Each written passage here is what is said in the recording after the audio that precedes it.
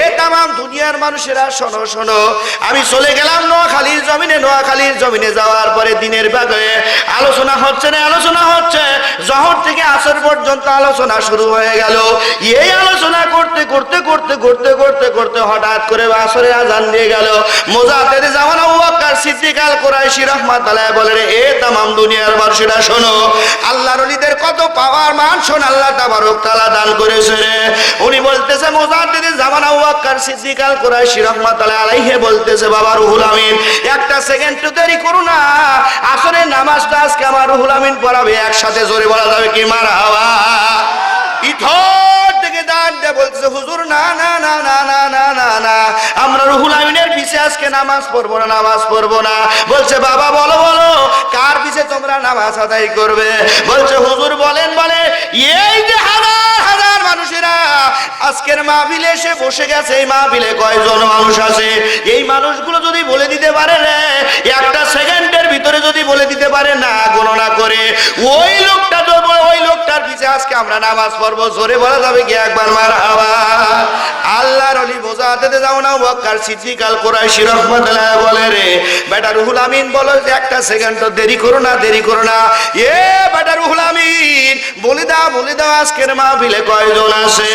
আল্লাহর ওলি রুহুল আমিন রাহমাতুল্লাহ ডাকতে বলছে, বাবা রে শোনো শোনো, আজকের মাহফিলে ৯,৯৯৯ জন মানুষ আছে, জোরে বলা যাবে কি একসাথে মারহাবা?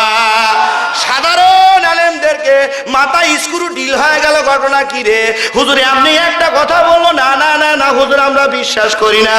আল্লাহর ওলি মুজাদ্দেদে জামান আবু বকর সিদ্দিক আল কুরাইশি রাহমাতুল্লাহ বলে, রে এ তামাম দুনিয়ার মানুষেরা, আমি বললাম স্ট্যান্ডিং 5টা মিনিট নামাজ দেরিতে পড়বো, কয় মিনিট? কয় মিনিট? 5 মিনিট পরে আমি নামাজ আদায় করবো। রে বেটা, এ বেটা তোমরা কাতারটা গুনে ফেলো, কাতারটা গুনে ফেলো। কাতারটা গণনা করা শেষ করার পরে লক্ষ্য করে দেখতেছে, উনি বলে, আল্লাহে বিল্লাহে, আল্লাহর কসম করে বলতেছি, ওই মাহফিলে ৯,৯৯৯ জন মানুষই সবাই নামাজে দাঁড়াইছিল। একবার ঝংকারতে বলা যাবে কি মারহাবা?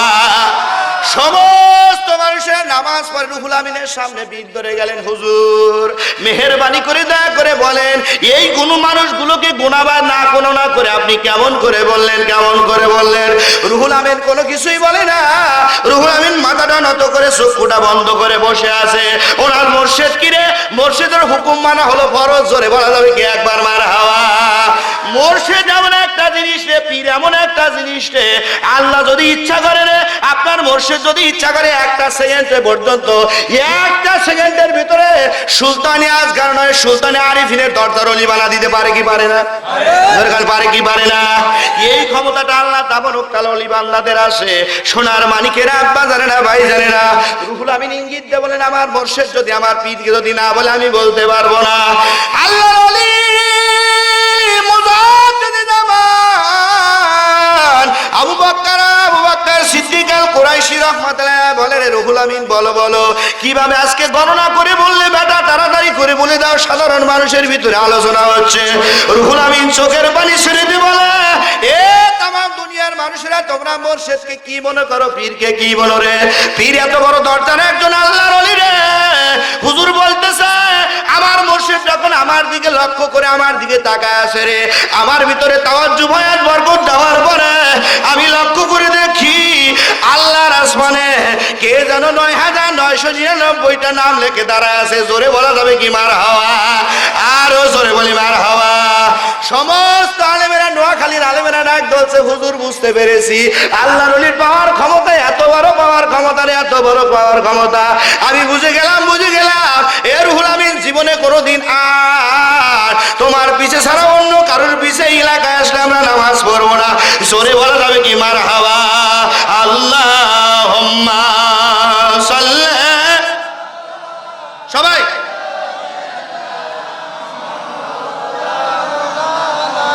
ওয়ালা আলে সাইয়্যিদিনা, ও রাসূলার আমার পাগল কইরো না, রাসূলার আমার কান্দাইও না, তোমার জন্য পাগল আমি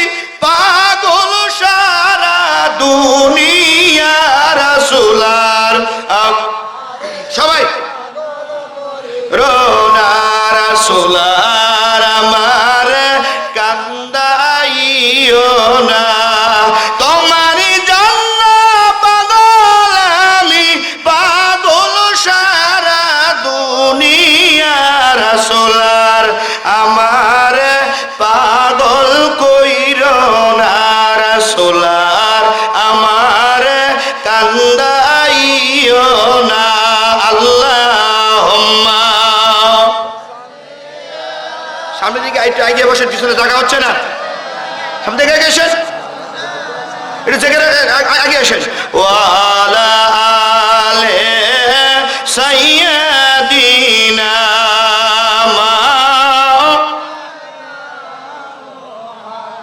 আল্লাহর ওলিদের ক্ষমতা আছে কি নাই?